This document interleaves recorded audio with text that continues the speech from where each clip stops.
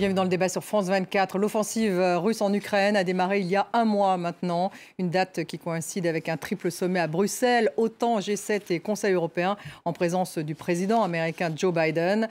L'OTAN a annoncé renforcer sa présence en bataillon dans 4 pays de l'Est, Bulgarie, Roumanie, Hongrie et Slovaquie. Sur le terrain, les combats continuent dans les environs de Kiev, notamment à Irpin. Irpin, où nous irons avec justement un reportage exclusif pour France 24 de notre envoyé spécial Cyril Payen. Où en sont d'ailleurs les combats? Cyril Payen qui est avec nous. On lui posera la question. En face de vous, Gauthier Rybinski est avec nous. Rebonsoir Gauthier. Cyril, bienvenue. Nous avons également pour commenter votre reportage qu'on va voir bien sûr en direct dans quelques minutes par Skype de Vannes, Guillaume de Rouget. Bonsoir. Enseignant-chercheur à l'UCO, l'Université catholique de l'Ouest. Vous êtes spécialiste des questions de défense européenne et transatlantique. Cyril, vous rentrez, je le disais, tout juste d'Ukraine. Justement, cette banlieue d'Irpin, c'est 70 000 habitants à 15 km du centre. C'est là-bas que se concentrent les combats de rue. Pourquoi ? Eh bien écoutez, parce que c'est un des axes stratégiques les plus importants pour encercler, pour fabriquer ce siège qu'on attend, ou qu'on n'attend pas d'ailleurs du côté ukrainien, mais qu'on espérait et qu'on avait pensé dans l'état-major moscovite, enfin russe. Et c'est un siège important, vous le disiez très bien, c'est au nord-ouest, à 15 km du centre-ville. Et c'est là qu'il y a quelques jours, les combats quand nous sommes partis faisaient rage. Il y avait quelques corridors humanitaires pour évacuer ces régions éminemment résidentielles, parce que c'est le district de Boutcha, d'Irpin et d'Hostomel. Ce sont des dizaines de milliers d'habitants. Ce sont en fait les habitants, un peu comme la banlieue de Paris, ce sont des gens qui ne peuvent pas habiter en centre-ville, donc qui habitent des grandes tours, des quartiers résidentiels et qui sont sous le feu des tanks russes. Les tanks russes qui, quand nous sommes partis il y a quelques jours, contrôlaient 50% de la ville d'Irpin, par exemple, et aujourd'hui, un redoublement depuis 48 heures de combat de cette offensive par air, artillerie, tanks, des combats de rue aussi, et avec ce à quoi on assiste, et ce qui est assez saisissant, cette résistance farouche de la population. Quand nous y étions, il y avait 1500 résistants, des forces spéciales ukrainiennes, des soldats, mais également des volontaires, beaucoup de volontaires étrangers aussi. Il y en a plusieurs centaines à pied d'œuvre, puisqu'il s'agit de protéger Kiev, la capitale. Donc les combats font rage, on en est encore là, et la rumeur, enfin certains analystes parlent d'encerclement des forces russes, ou le fait qu'il soit repoussé. Je pense qu'il faut être extrêmement prudent là aussi. On est dans une guerre d'information, mais les combats font rage et tout le monde a bien compris que c'était déterminant de contrôler Irpin pour contrôler l'accès nord-ouest de la capitale. La bataille d'Irpin, carnet de guerre en Ukraine, Cyril Payen, c'est tout de suite.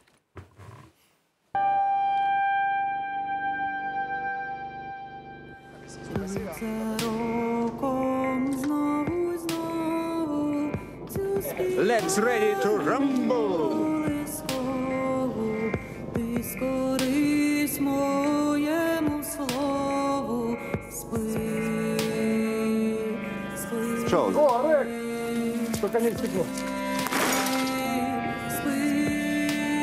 If I'm looking tired, that means that I'm tired.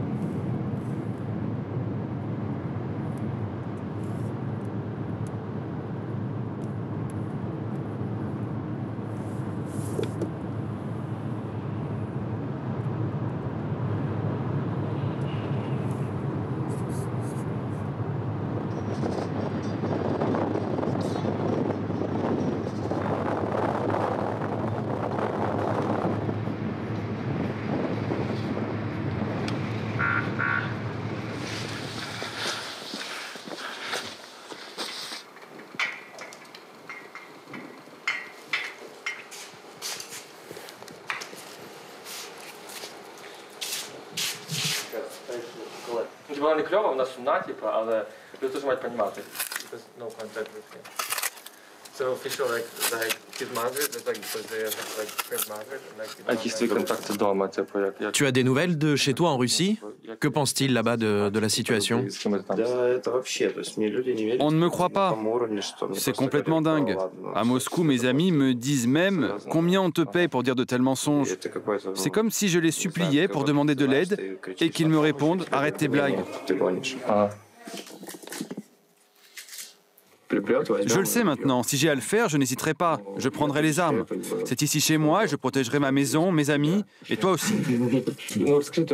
Et ton petit frère, que devient-il? Tu sais quelque chose? Non, rien. Je sais simplement qu'il était sous contrat dans l'armée dans ma ville en Russie. D'après quelques informations que j'ai pu obtenir au pays, son unité est partie au front dès le début de l'offensive en Ukraine. Je n'ai aucun contact avec lui. Je sais qu'il est quelque part là, en face.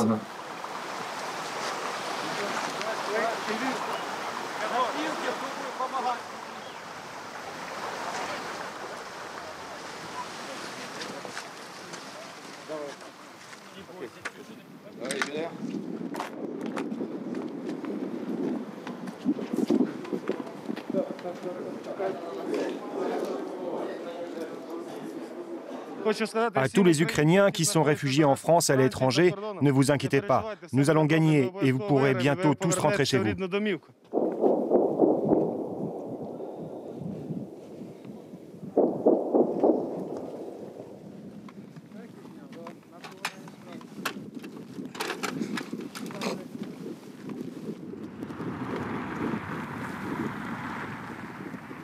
Si vous voulez rentrer à Irpin, vous pouvez rentrer. Parce que cet côté, c'est le côté de l'armée ukrainienne qui contrôle. De l'autre côté d'Irpin, c'est l'armée russe qui contrôle. Donc, раз, два.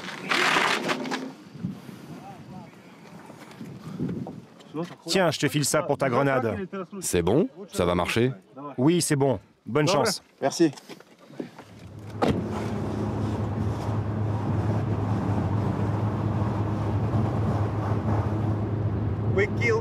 Allez, on va flinguer ces salauds de Russes.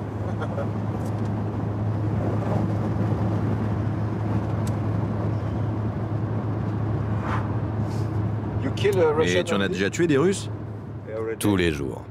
Combien? Ça fait 14 jours que je suis là. J'habite ici. Je suis d'ici, là.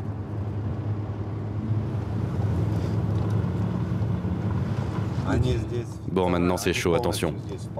Ils sont dans le parc, juste dans la rue là. Et ici, c'est chaud, très dangereux. Là, il y a leur checkpoint.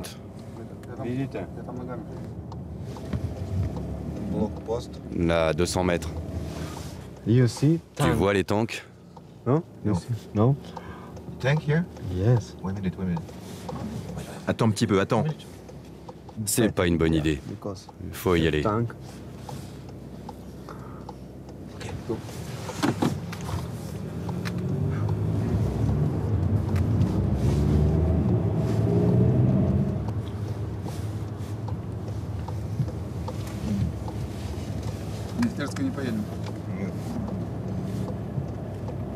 Qui l'a tué?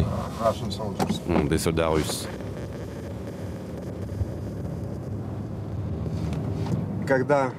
Les Russes ont commencé à attaquer de l'autre côté du parc, là, par le sud. Il y avait plein de gens, des civils. Mais ils ont fait exprès de tirer sur des civils.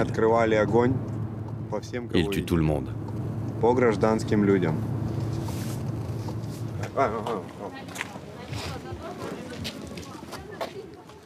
Bienvenue en enfer. Allez, viens, suis-moi. Ça, c'est de l'alcool, tu vois. Et en Ukraine, maintenant, c'est interdit.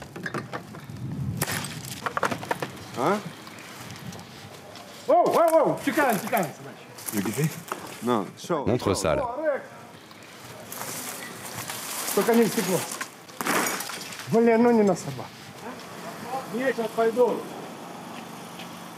Hello.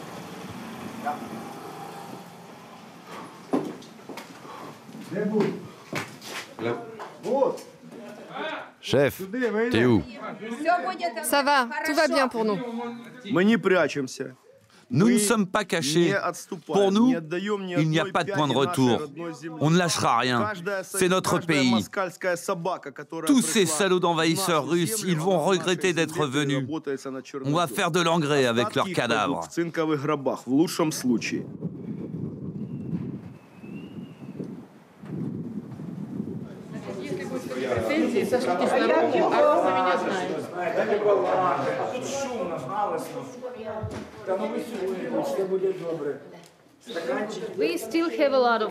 De la nourriture, nous n'en manquons pas pour l'instant. Le problème, c'est l'électricité et l'eau, bien sûr. Donc tout dépend de la suite. Mais les Russes ne sont pas loin. Oui. Mais vous pensez que vous allez devoir partir aussi? Vous avez un plan?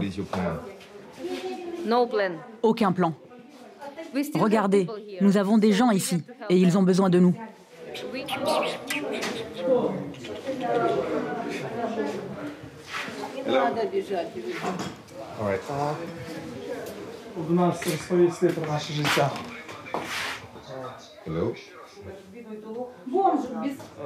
Mon pauvre chien est à la rue. Comme moi, je suis à la rue. Ils ont bombardé la maison. Mon cher chien adoré. Nous sommes en vie. Mais je n'ai rien à manger pour lui. Mon pauvre chien.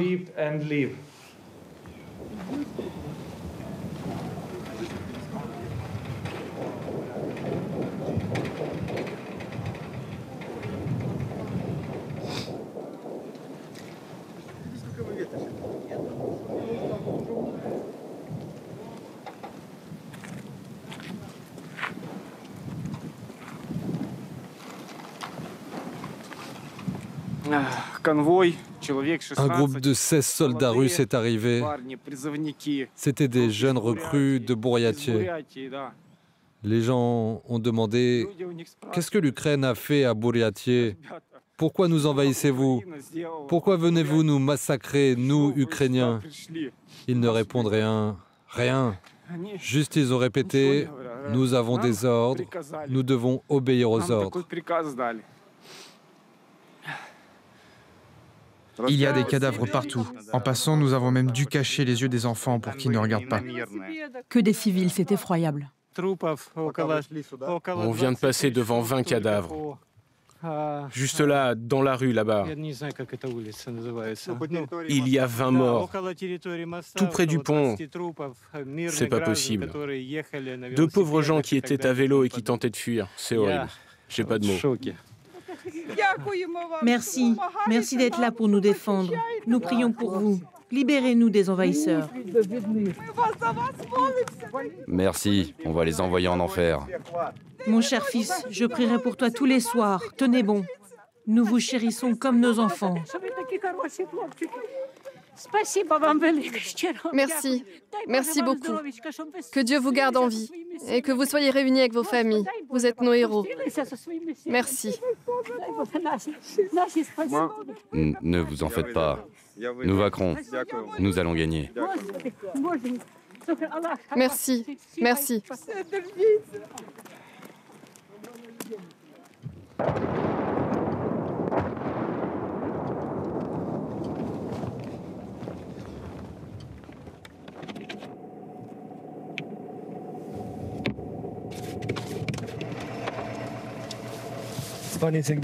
C'est marrant, non? Nous sommes en guerre et quelqu'un m'a collé une pub sur le pare-brise. Ça dit « Étudiants étrangers, comment trouver un boulot à Kiev ?»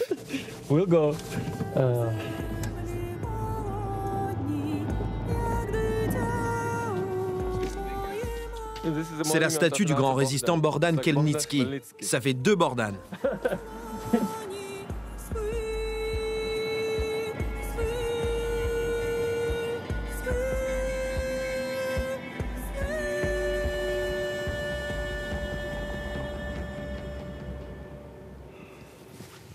Qui êtes-vous? Je suis avec un Français. Gloire à l'Ukraine, gloire aux héros. Cette place où vous posez les pieds aujourd'hui est très importante. C'est un endroit sacré pour nous, peuple slave. Nous avons été, au cours des temps, appelés Russes, puis Rutènes. Mais maintenant, nous sommes Ukrainiens. Nous sommes Ukrainiens depuis à peine plus d'une centaine d'années. J'étudie notre religion, notre foi. Cette foi est extrêmement puissante et centrale pour nous, depuis la nuit des temps. Et la conclusion est la suivante. Si nous sommes Ukrainiens, c'est que nous avons résisté. Ukraine signifie résistance.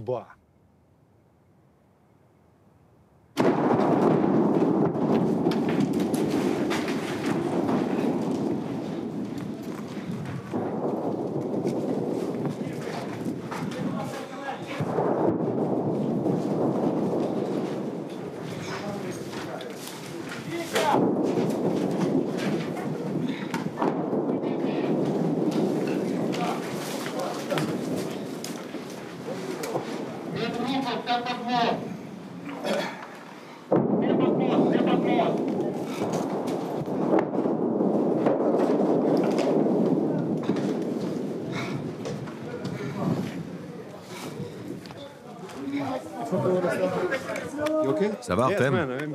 Ouais, ça va, je suis prêt. Je suis prêt pour la bagarre.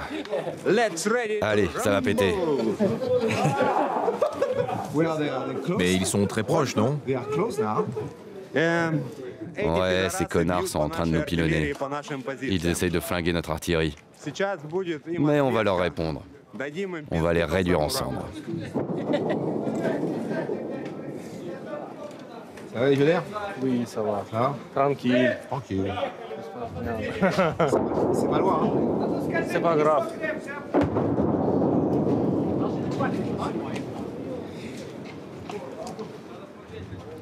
Ils ont défoncé le pont ou quoi?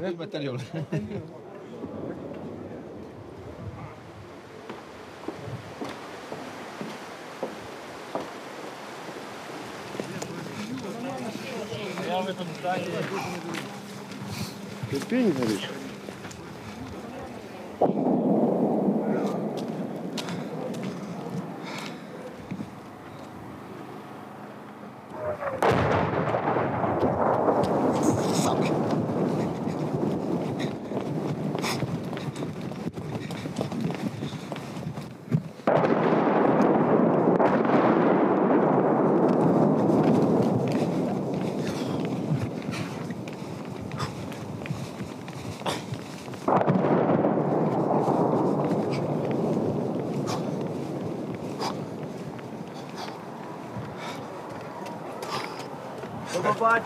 No problem.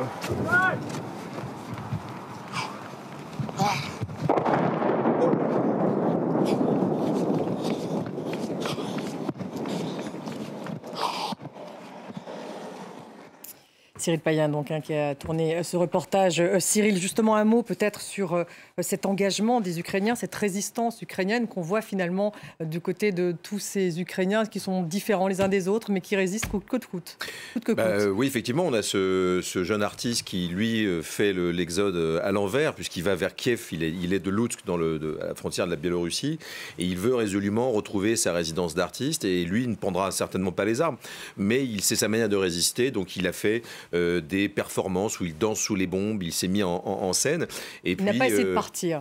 Et pour lui, il restera. De toute façon, il y a aussi la conscription obligatoire qui fait que toute personne mâle entre 20 et 60 ans ne peut pas quitter le pays. Donc déjà, c'est ça la règle, c'est la loi martiale. Mais vous avez cette mobilisation saisissante qui n'était certainement pas prévue à cette échelle par Moscou, ça c'est évident, mais pour l'avoir vécu, qui est saisissante dans son ampleur, dans son implication. On voit ces personnes âgées qui disent nous ne partirons pas. Et donc je ne peux pas d'ailleurs attester qu'ils sont encore vivants aujourd'hui, puisqu'il y a des combats féroces à Irpin. Mais ce facteur de mobilisation nationale, quelle que soit la génération, quelle que soit la profession, la fonction de ces Ukrainiens, est quelque chose déjà qui va rentrer dans les mémoires, qui est déjà historique. Gauthier, peut-être une réaction justement là-dessus. Ce que dit Cyril est capital, c'est-à-dire quelle que soit la profession, la génération, quelles que soient les idées politiques et quelle que soit la langue. C'est-à-dire que ce que nous venons de voir, le documentaire de Cyril Payen, est capital parce que la plupart des personnes que vous interrogez dans la rue, qui sont j'allais dire des citoyens lambda, ce sont des gens qui s'expriment en russe. Ce qui veut dire que la distinction ethnico-linguistique que Vladimir Poutine pratique dans sa théorie pour imposer cette invasion en disant qu'il défend les russophones, elle s'effondre comme un château de cartes. Ce n'est pas la première fois, et le documentaire de Cyril le prouve encore, mais chaque soir nous présentons des images avec des témoignages de personnes qui s'expriment en russe. Alors il y en a bien sûr en ukrainien, mais ça ne veut rien dire, si vous voulez, cette distinction, cette frontière qui sert de fondement à l'action du poutinisme, on va dire, parce qu'il n'est pas le seul à avoir cette théorie raciale, finalement. Eh bien, elle ne tient pas. Vous avez quantité de russophones, y compris à l'Est, du côté de Mariupol, par exemple, qui se sentent profondément ukrainiens, et ça ne les empêche pas de parler le russe. Dernier exemple, vous vous souvenez peut-être du maire de Melitopol, qui avait été détenu par des soldats russes. Et quand il a été libéré, le président ukrainien, Volodymyr Zelensky, l'a appelé au téléphone. En quoi parlait-il? En russe. En russe. Guillaume de Rouget, vous êtes le spécialiste défense de ce plateau. Cette niaque, ce patriotisme des Ukrainiens sur un terrain de combat, ça a une vraie valeur face justement aux forces russes.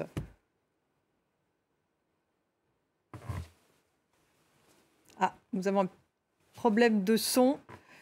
Toutes mes excuses. Allez-y. Vous m'entendez? Allez-y. Merci. Oui, c'est toute la question donc, du moral des troupes et derrière du lien armée-nation. En réalité, un continuum s'est très rapidement constitué entre la tête du gouvernement et donc dont Volodymyr Zelensky incarne l'héroïsme d'un gouvernement qui tient, qui cherche à rester sur place, à ne pas partir en exil, etc., et qui influe un esprit de résistance, mais qui a rencontré évidemment un écho par le bas, sinon il aurait bien sûr échoué dans sa tâche quasi churchillienne. Et évidemment, on retrouve à travers à la fois le flot des réfugiés vers l'ouest, mais également tous les hommes qui restent ou qui reviennent, et à travers un certain nombre de figures, les maires, hein, vous avez cité un exemple critique et qui est très important. On peut aussi penser à Vitali Klitschko, hein, le frère aîné de ces deux boxeurs, qui est le champion du monde et donc qui est le maire de Kiev. Enfin, il y a un certain nombre de figures comme ça. Et les maires sont très importants puisqu'ils renvoient,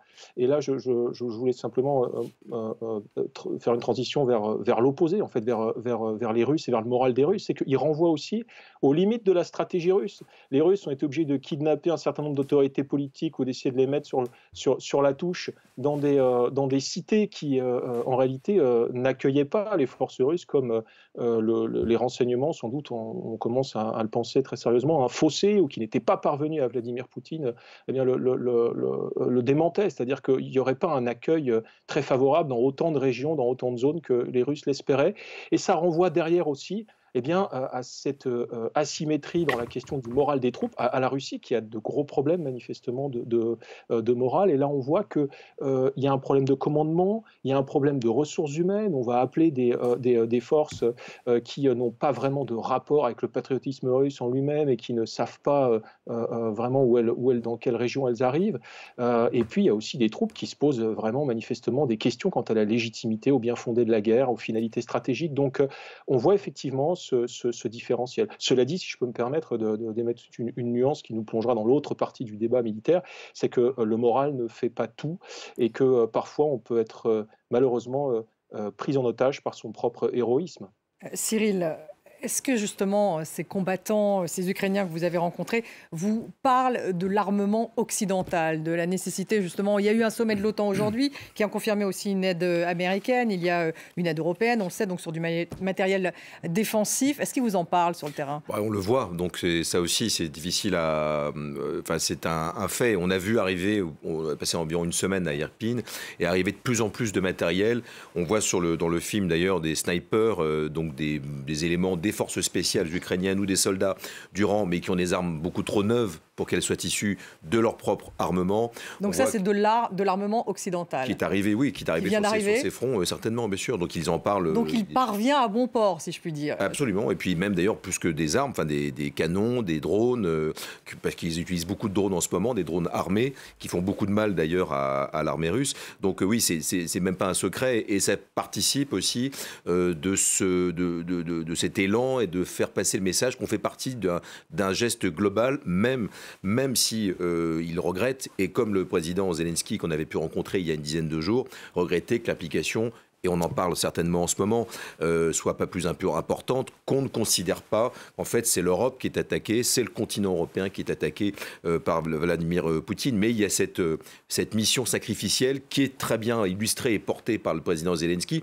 et qui montre, comme ses combattants, sa part de vulnérabilité. Donc ce n'est pas De Gaulle, c'est autre chose. C'est un homme qui montre sa faiblesse, qui nous a montré ses sentiments. On a passé environ 2 heures avec lui et il représente parfaitement son peuple. Et c'est pour ça que ça marche bien en communication parce qu'il ira jusqu'au bout. Et on voit tous ces hommes et ces femmes, on voit bien que ceux avec qui j'ai passé du temps ne partiront pas, ne capituleront pas, c'est certain. On va l'écouter justement, Volodymyr Zelensky, c'était ce matin. Ce ne sont pas vos missiles, ce ne sont pas vos bombes qui détruisent nos villes. Ce matin d'ailleurs, il y avait des bombes au phosphore, des bombes russes au phosphore. Des adultes ont encore été tués et des enfants ont encore été tués. Je veux juste que vous sachiez, l'Alliance peut encore empêcher la mort d'Ukrainiens à cause des frappes russes, de l'occupation russe, en nous donnant toutes les armes dont nous avons besoin. Gauthier, alors le président ukrainien évoque l'utilisation de ces bombes au phosphore. On n'a pas pu le vérifier, en tout cas pour l'instant. Et il y a une riposte occidentale qui est tout de même assez forte. Elle est symbolisée par Joe Biden à Bruxelles lors de ce sommet de l'OTAN et de ce sommet de l'Union européenne. Est-elle suffisante, cette riposte? Pas suffisante pour Zelensky, en tout cas. Mais si vous voulez, elle est paradoxale, cette riposte, parce que l'attitude du président des États-Unis et d'autres chefs d'État européens consiste à bander les muscles, à dire « nous sommes là et nous soutenons ». Très bien. Sauf qu'à chaque fois, nous soutenons quoi? On pose des lignes rouges implicites et on les recule à chaque fois que Moscou avance. C'est là le problème, c'est que l'image qui est donnée à Moscou, c'est l'image d'un Occident effrayé, et évidemment, nous le sommes, mais d'un Occident effrayé et qui est prêt à reculer et qui est prêt même à dire il faut laisser des portes de sortie à Vladimir Poutine.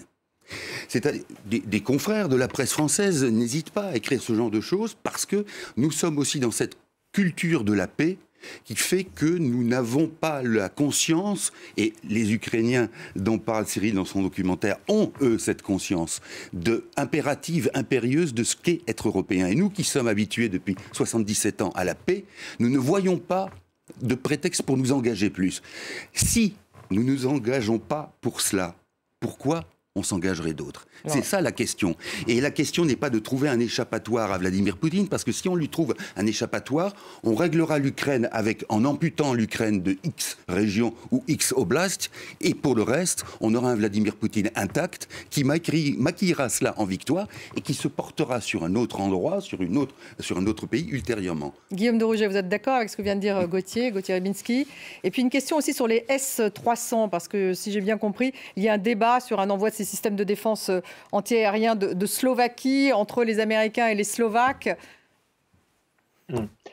Oui, alors, pardon, les S-300, ça serait qu'un élément subsidiaire. C'est simplement pour réagir aux propos de Gauthier. Oui, dans un sens, il y a cet appel à des valeurs fondamentales de l'Europe, et même plus généralement, d'ailleurs, de quelque chose qui relève aussi de la marche du monde vers une compétition qui, en réalité, serait circonscrite à des domaines économiques, sociaux, culturels, bref, qui mettraient la guerre hors la loi. Je comprends bien, mais en réalité, on est quand même dans une situation, ne l'oubliez pas, où nous avons une puissance nucléaire, et pas n'importe laquelle, l'une des 2 principales puissances nucléaires historiques, et d'ailleurs, si l'on en croit les chiffres, celle qui détient le plus d'ogives nucléaires. Alors, évidemment, la question de laisser une porte de sortie à Vladimir Poutine, dans ce cadre-là, elle a quand même une certaine légitimité, et elle a même une certaine rationalité, et je pense même qu'il faut absolument maintenir ce fer au feu. Ce n'est pas le seul, évidemment. Mais si l'on comprend tout cet enjeu aujourd'hui comme celui d'une détermination qu'il va falloir maintenir dans le temps, évidemment, c'est une détermination économique, c'est une détermination aussi culturelle qui porte un certain nombre de valeurs de liberté, etc., de paix. Mais bien sûr, derrière les mots, il y a des réalités. Il y a une détermination dans la dissuasion nucléaire. Et ça, c'est d'abord le rôle des 3 puissances nucléaires, France, Royaume-Uni, États-Unis. Depuis 2014, on l'a rappelé, l'Alliance, une alliance nucléaire, mais aussi chacun de nous est un pays nucléaire. Il ne vous aura pas échappé que nous avons des exercices nucléaires, nous le faisons savoir. Mais est-ce qu'elle fonctionne aujourd'hui, cette dissuasion nucléaire? Parce qu'en fait, fait, les lignes rouges, manifestement, quelles sont-elles lorsque Joe Biden dit qu'ils n'interviendront pas s'il y a, par exemple, effectivement une intervention, si l'Ukraine est envahie, les Américains n'interviennent pas. Si, effectivement, il y avait un tir en Pologne, par exemple, est-ce qu'effectivement, les Américains interviendraient ? On peut pas partir d'une hypothèse, je dirais, générique d'un tir sur un pays de l'OTAN. Ça dépend de tout un contexte. Ça dépendrait d'un contexte. Est-ce que c'est accidentel? Est-ce que ça ne l'est pas? Qu'est-ce que ça vise? Quelle est la nature de ce tir, etc. D'accord? L'essentiel, c'est de comprendre que la dissuasion, c'est un dispositif technique, une bombe nucléaire, mais aussi un dispositif politique et rhétorique. Je peux avoir une bombe nucléaire et ne pas savoir dissuader, tout simplement parce qu'en fait, je suis fou et que je cherche à l'utiliser. Ou que je n'ai rien à perdre, et sans être fou, vous savez, cette fameuse dissuasion du faible au fort, du faux au fort, je cherche à l'utiliser. La dissuasion, c'est quelque chose qui correspond à une arme, soit de non-emploi, soit d'emploi quotidien. En réalité, si l'on prend en compte l'idée que ça s'inscrit dans un certain nombre de gestes qui considèrent qu'il y a une proportionnalité, qui considèrent qu'il y a une forme de crédibilité d'un leadership, de crédibilité d'un gouvernement, qui considère qu'également il y a une forme de parité des vulnérabilités. C'est-à-dire que le fondement de la dissuasion, un enfant de 4 ans peut le comprendre, hein, c'est l'idée que je ne vais pas agir parce que les coûts de mon action risquent d'être supérieurs aux gains. Mais bien sûr, vous avez des rationalités qui peuvent sortir de ce cadre et vous avez également des formes d'irrationalité par un problème d'information, un problème de mauvais calcul, un problème de mauvaise communication. Souvenez-vous, hein, le téléphone rouge après la crise du Cuba. Donc on est dans une situation où, évidemment, la dissuasion nucléaire n'est pas seule. Il faut bien comprendre, si vous me laissez juste poursuivre une seconde, que derrière, c'est aussi tout l'enjeu du sommet de l'OTAN aujourd'hui d'avoir décidé d'amener davantage de forces, déjà on le faisait depuis 2014, sur le flanc Est, des forces conventionnelles. C'est aussi le rôle de tout ce qui concerne le sous-conventionnel, c'est-à-dire la lutte contre la désinformation russe, le soutien aux renseignements des Ukrainiens, et puis bien sûr l'aide aux Ukrainiens dont on a commencé à parler. C'est tout un jeu de reprendre l'ascendant. Et là où je voulais dire que j'étais tout à fait d'accord avec Gauthier, c'est qu'on a effectivement un sentiment d'effroi depuis le début et que de ce point de vue-là, l'agitation russe et la menace de l'usage de toutes les forces à disposition a effectivement joué sur les populations. On le voit chez les personnes qui ont connu la guerre froide, on le voit chez les personnes plus jeunes. Les Balkans, dans les années 90, ont été un révélateur avec finalement, au moment où l'Union européenne naît, des formes de crimes contre l'humanité à nos portes, mais on était dans une sorte de déni ou de distance pour la bonne et simple raison qu'on ne se sentait pas directement concerné, ça ne pouvait pas se passer chez nous. Aujourd'hui, on voit que, oui, fondamentalement, la Russie est tellement agressive que ça peut se passer potentiellement chez nous, et la Russie en joue. Donc c'est effectivement retrouver un ascendant dans cette crise qui est très important, et je le dis, ce n'est pas seulement l'œuvre des militaires, ce n'est pas seulement l'œuvre de l'OTAN, c'est l'œuvre de toute une communauté internationale et d'énormément de ressources, et pour longtemps. Cyril, sur le terrain, est-ce qu'on vous dit ça va durer plusieurs mois, ça va durer longtemps? On préférait ne pas le dire, mais c'est une évidence, évidemment. Toutes les Donc il n'y a pas d'espoir sur le terrain que ça s'arrête. Là, pour le moment, on est dans une résistance. On a vu ce combat de rue, ça peut durer des mois. Certainement. Enfin, en tout cas, les combattants sont résolus à rester le temps qu'il faudra, et ça sera très très long, évidemment. Mais c'est ce qu'ils anticipent, la durée? Absolument, oui, absolument. Ceux qui sont là pour rester. La guerre, justement, elle profite à qui lorsqu'elle dure, là? Eh bien, c'est là aussi, c'est le temps long qui va profiter ou pas. Et c'est pour ça qu'il ne faudrait pas aller trop vite, parce qu'on parle beaucoup de cette zone du nord-ouest de la capitale où il y a eu des combats. On parle d'encerclement, on parle même... certains observateurs parlent d'un début de retrait russe ou que les Russes reculeraient. Là aussi, je pense qu'on va un peu vite parce que je ne pense pas nécessairement que les Russes aient tout déployé. Enfin, c'était l'impression sur place. Tout déployer de leur force de frappe à ce moment-là, dans ces zones-là. Et est-ce que le temps... quand on a vu le président Zelensky... Donc vous ne dites pas ce soir les Russes sont en train de reculer, parce qu'on l'a beaucoup vu. Je pense pas. Je pense qu'on est dans une guerre informationnelle et chacun véhicule sa propagande et c'est tout à fait compréhensible du côté ukrainien.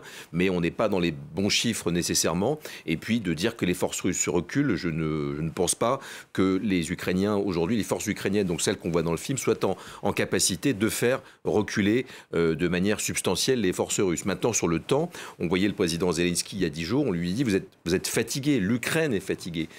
Donc, toute cette mobilisation aussi nationale qui est incroyable dans sa mesure, dans son ensemble, est-ce que avec le temps, ça va aussi durer? C'est compliqué. Et c'est peut-être là que du côté russe, on s'apprête à prendre ce temps et à s'installer sur des bases, c'est-à-dire en fait sur les 6 fronts, en fait, et puis bien que le temps se jouera en faveur de l'offensive russe. Ça reste à savoir. Gauthier, quelles sont les options diplomatiques? Alors, quel scénario pour les prochains jours? Bon, les options diplomatiques, c'est compliqué parce qu'on va avoir un certain nombre, justement, de rencontres diplomatiques. Est-ce qu'on va vers une aggravation des sanctions? Oui. Probablement. Est-ce qu'elles vont être efficaces? On ne sait pas. On n'a pas encore non plus le recul nécessaire pour voir ce que les précédentes sanctions ont opéré sur le caractère russe. Mais fondamentalement, et je fais la liaison entre votre question et ce que disait Guillaume de Rouget tout à l'heure, la question de ces valeurs européennes, ce n'est pas, pardonnez-moi Guillaume, ce n'est pas qu'une question de bons mots ou de jolis mots. Je donne un exemple très pratique, précisément. C'est par le mépris de ces valeurs de liberté, d'expression libre, que Vladimir Poutine maintient aussi son peuple en situation de le soutenir et en situation donc de se préserver lui-même d'une contre-réaction que sa population pourrait un jour peut-être produire. Ça veut dire aussi que grâce à l'embrigadement, au fait que les masses russes soient enrégimentées, c'est ce qui permet à cette guerre de durer. Je ne dis pas que c'est la seule chose, bien sûr, il y a d'autres facteurs, mais ce facteur existe aussi. Donc, les fameux bons mots dont on parlait tout à l'heure, ils sont aussi capitaux de manière presque tactique, et plus Vladimir Poutine aura le soutien de son peuple, plus il pourra poursuivre. C'est une réalité, et là aussi. Les options diplomatiques, du coup? Les efforts diplomatiques, si vous voulez, c'est... C'est pas le moment, il y a... Si, parce qu'il faut toujours effectivement... On a vu que Zelensky abandonnait plus ou moins l'idée d'entrer dans l'OTAN, par exemple. Alors, on a vu aussi qu'il y a un certain nombre de retraits, enfin de reculades de la part des Russes. Vous avez vu, au départ, c'était la dénazification de l'Ukraine. Maintenant, on en revient à parler de territoire, de neutralisation de l'Ukraine, de récupération du Donbass ou de négociation. Tout ça est opportuniste. Est-ce que c'est un signe que l'armée russe est dans la délicatesse? Oui. Ça ne veut pas dire, comme le disait Cyril, qu'elle est vraiment en retrait ou en débandade. Mais ça veut dire que l'armée s'adapte là. Ou plutôt, le pouvoir s'adapte à la situation de l'armée, ce qui n'avait pas été le cas. Et le problème de Poutine, c'est aussi, manifestement, ses services de renseignement l'ont trompé, trop zélé à vouloir lui faire plaisir. Guillaume de Rouget, il y a des options diplomatiques sur la table aujourd'hui ou c'est trop tôt pour en parler? Vous pensez également que la guerre sera longue et que si elle est longue, elle risque de profiter plutôt aux Russes? Ça fait beaucoup de questions en très peu de temps, mais fondamentalement, à la première question, les solutions diplomatiques, pour l'instant, ce qu'on voit, c'est qu'elles sont en réalité très tributaires de ce qui se passe sur le terrain. On a vu le secrétaire général de l'OTAN aujourd'hui en appeler à la Chine, ce qui en soi est problématique puisqu'on voit bien que l'OTAN a tendance à essayer d'entrer dans un jeu plus vaste que ce qui est d'abord sa zone euro-atlantique et ce qui est aussi fondamentalement un rôle militaire, alors qu'on voit que pour la Chine, on rentre là dans un jeu beaucoup plus général de détermination d'une communauté internationale pour faire plier Vladimir Poutine. Mais ce que je veux dire par là, c'est qu'effectivement, il y a des grands jalons. La Chine, la Turquie, la position de l'Inde, notre position, bien sûr, fondamentalement, c'est les États-Unis, etc.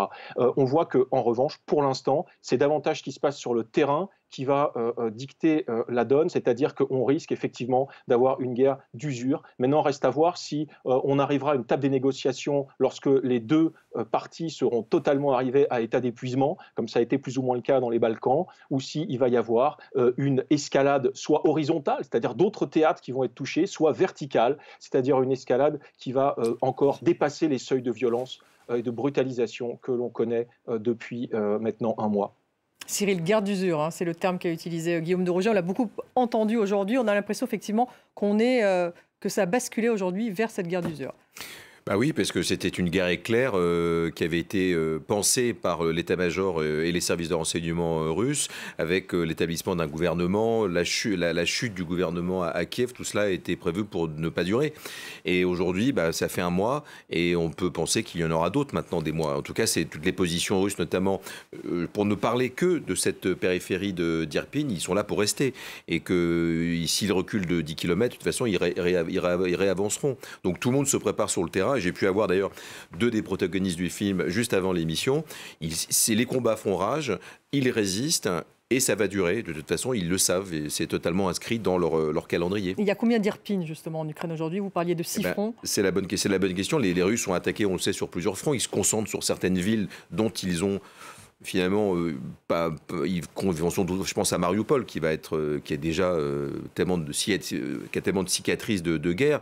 Kiev est un autre problème, puisque c'est quand même le symbole que recherche à conquérir Vladimir Poutine. C'est le symbole de l'âme slave. Donc on ne va pas raser, ça ne sera pas un Alep, ça ne sera pas à Grozny, Kiev. Mais par contre, encercler, étouffer, oui, c'est ce qui se passe. C'est pour ça que le temps long et la guerre d'usure, l'épuisement notamment des forces ukrainiennes, c'est certainement dans l'adaptation de la stratégie de Moscou. C'est-à-dire qu'en fait, il y a 200 000 hommes sur le terrain qui encerclent, qui épuisent, et ça va durer effectivement longtemps. Mais il n'y aura pas de bombardement du centre de Kiev. Ça paraît un non-sens, puisque l'idée était de faire capituler Kiev en l'état, de mettre un gouvernement fantoche et d'affirmer la possession russe sur cette capitale. Gauthier, guerre d'usure comme Sarajevo, par exemple, on peut faire des parallèles.